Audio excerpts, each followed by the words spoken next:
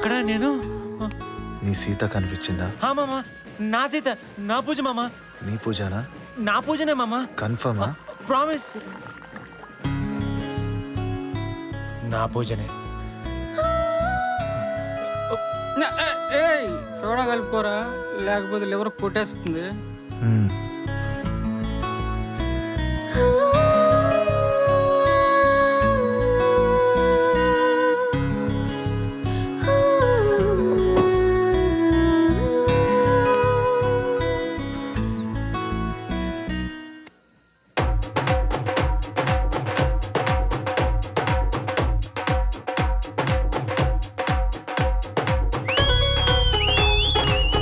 అద్దిరా కాళిదాసు.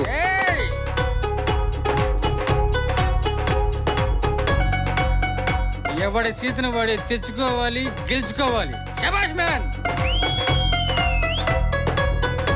రా రా రా రా. వెళ్ళండ్రా.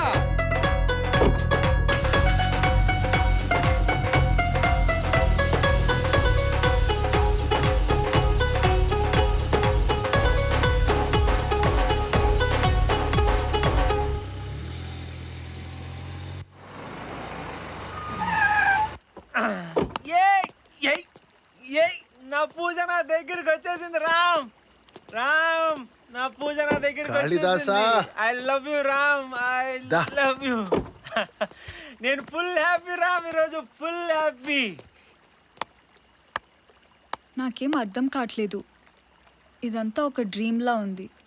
కాళిదాస్తో మళ్ళీ లైఫ్ స్పెండ్ చేస్తాన థాట్ లేదు.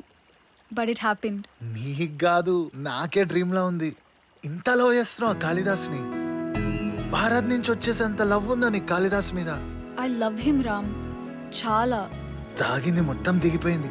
ఇంత లవ్ చేసి మరి నన్నెందుకు స్టాండ్ అడిగావు? ఏం చెప్పాలి రామ్?